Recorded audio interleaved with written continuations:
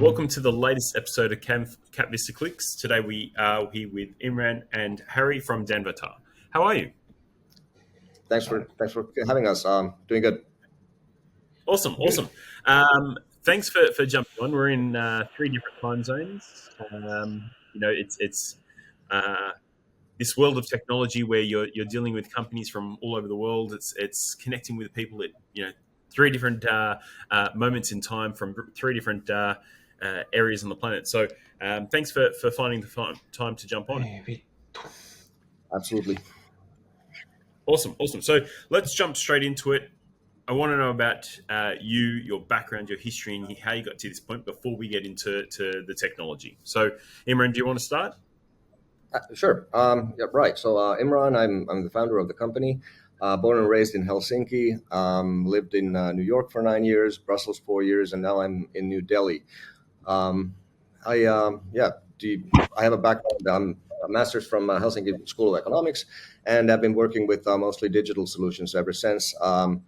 Until jumping into healthcare devices. Harri, do you want to go? Wow. Sure. I'm Harri. I'm based in Helsinki. I have a master's degree in electrical engineering, and I've been basically a generalist in deep tech startups for the last 25 years. So 10 years in graphics technology for smartphones. We exited that company to NVIDIA in 2006. And after that, 10 years in recycling robots, working on construction and demolition waste. We had about 50 robots globally. I was a CTO and a member of the board responsible for the strategy. Also got 12 patents in how to actually grip waste, which is probably more than anyone else in the world. So the key lessons there is that the point of these exercises is basically turning these problems into software problems, then solving them using data and rapid iteration.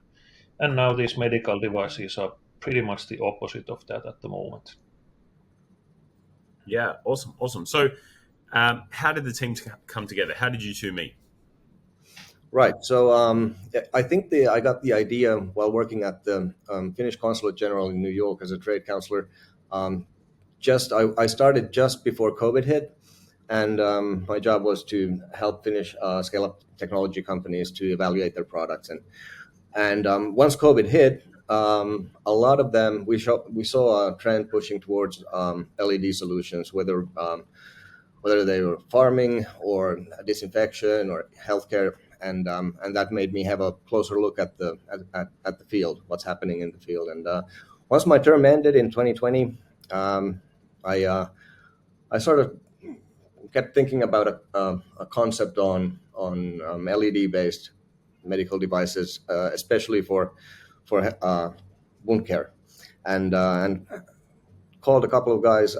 One was Matti Myllymäki, gentleman I've been working with way back, and he's a genius inventor. And I asked him, like, look, here's a part of a concept. What do you think? Can it be built?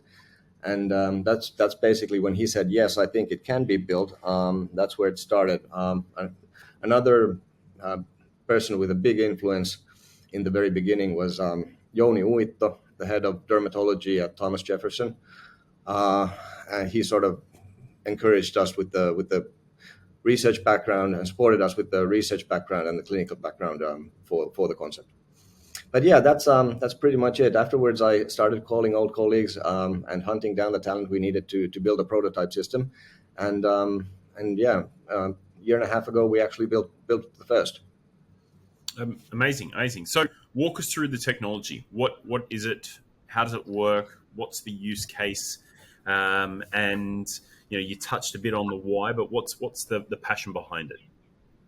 Well, I have a personal connection to this. I come from a family with a lot of diabetic patients, and I've seen the struggle with when it comes to chronic wounds, what it is, and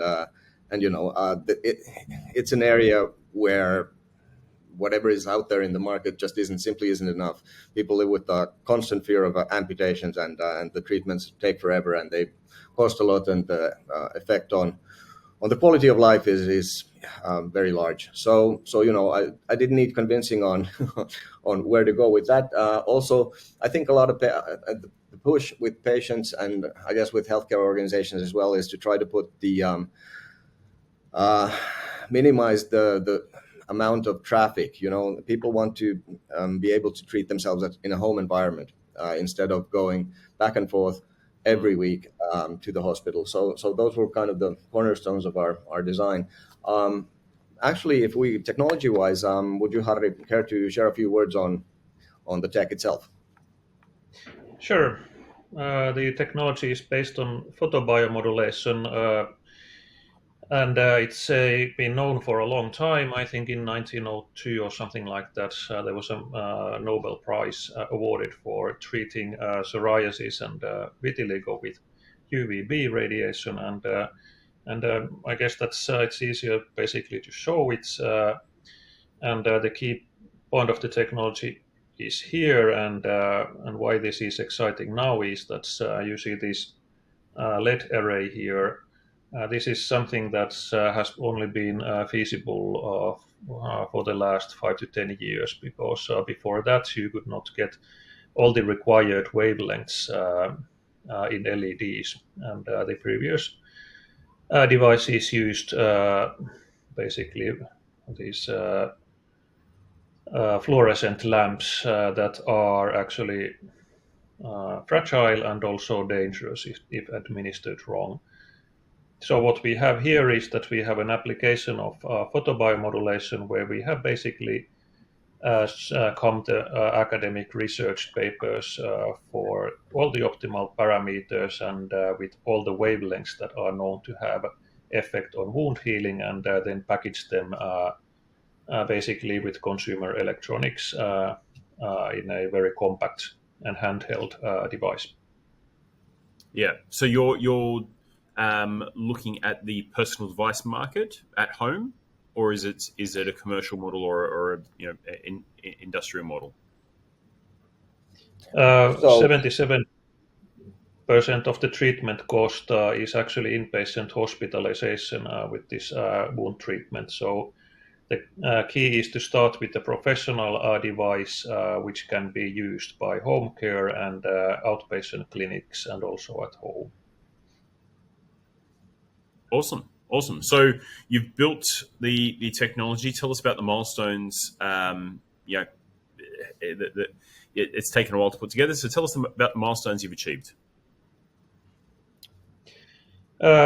Basically, this is the first major milestone. This is a fully working prototype device. We have about 20 of these, and it does. In addition to the device itself, we also have a cloud, and the cloud is used for basically managing the treatment. So the patients and their prescriptions reside in the cloud, and the device talks with the cloud and automatically knows the right treatment parameters for each patient. And also this device also has sensors that measure the wound and send the wound back to the server. And I guess one other milestone to mention is that we were a finalist at the European Wound Management Association's Innovation Forum in May last year, and got a lot of interest and recognition also from the wound healing professional community.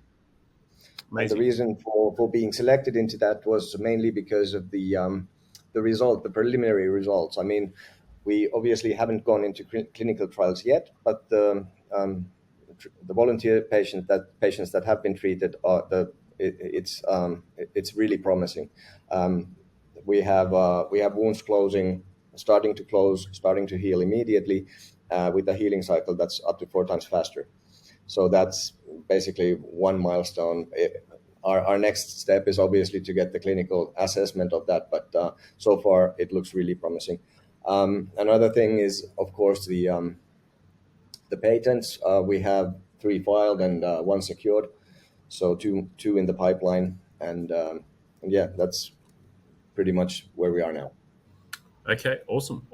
And then tell us about the industry. So what are you? What's the equivalent? What are you disrupting? What are you improving? Tell us about what is currently being used and how yours is different. Right. For chronic wound care, the treatments that are prevalent today are, of course, debridement of the wound, meaning that's removing all the bits and pieces that do not belong in the wound, and then bindings, various gels and ointments, and pressure therapy.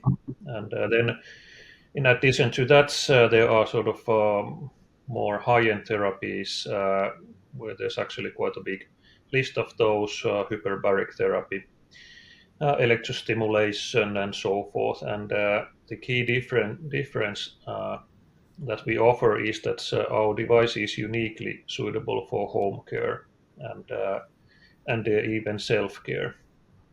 And there are very few other advanced treatments that actually can be used outside hospital without professional people using the devices.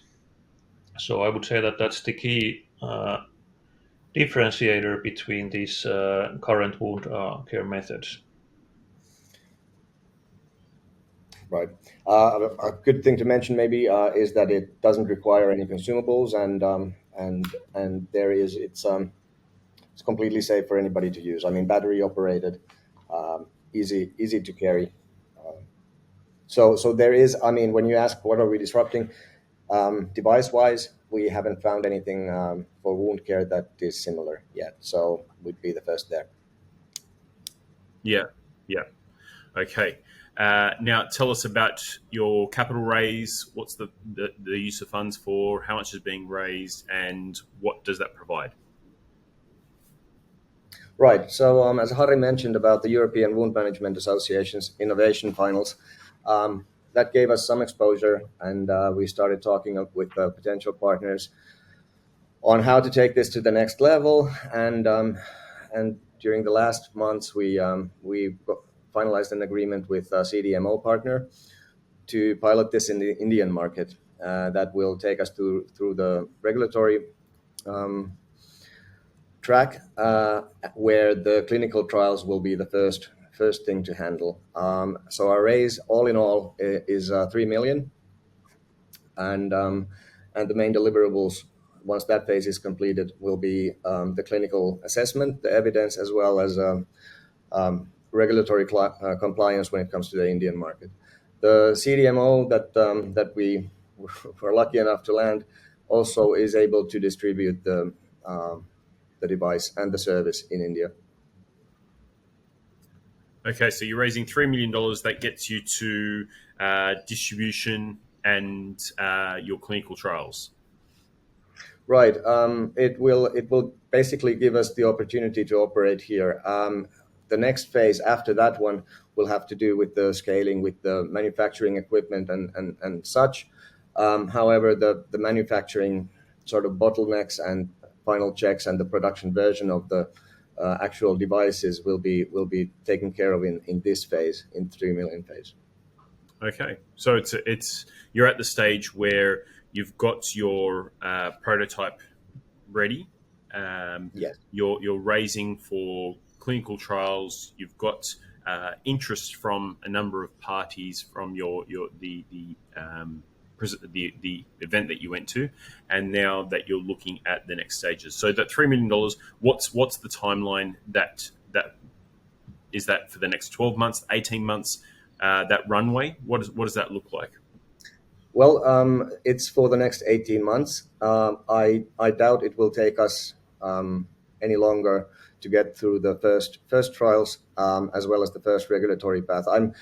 We have identified a lot of synergy between, after the first one is done, obviously the next markets will be quicker and will require less work from us. However, there are every market and every use case in that market is slightly different, so some localization might be required. But yeah, in a nutshell, pretty much as you said. Yeah, amazing. So is there anything that you think investors should know about this opportunity? Any highlights? Anything that sets you apart? Well, I think it's what makes me really happy is the potential impact that this has on a lot of people. The U.S. has 50 million diabetics. Europe has a similar 50 to 60. India has over 200 million diabetics. So giving those people and all of them at some point in their life will encounter at least the risk of having chronic wounds. Some will actually have several chronic wounds, and having an impact on that amount of patients is a pretty big thing. Yeah, and this one case, we had a 80-year-old patient that had a chronic wound in the foot for 5 years, and then in about a month it was completely healed. The guy was, well, to say that he was happy is quite an understatement. And also other practical thing is that every single patient that we have treated have been really sort of insisted on wanting to buy a device, even though, of course, at this point we can't sell it yet. But I think those two simple things make a huge difference. Yeah. So they're really good case studies, and that provides really good context for people who are watching this, who may know someone will be affected by it, who could think, hey, this is something that my family member could use. I want to know more about it. So, if this is of interest to you, reach out to my team. We can connect you through to the guys here who can walk you through the technology, walk you through the use cases and the investment opportunity. Because I think this is something that, like you're saying, did you say 50 million Americans? Is that the number? 50 million Americans. Equal amount. Yeah. So those numbers are really, really big, and that's just one of the potential use cases. Yep. Awesome. I'll leave it at that. Anybody who's interested, please reach out to my team, and we'll connect you through to Imran and Harri. Thank you very much, guys, for jumping on. It's great to chat to you. Thank you. Thank you.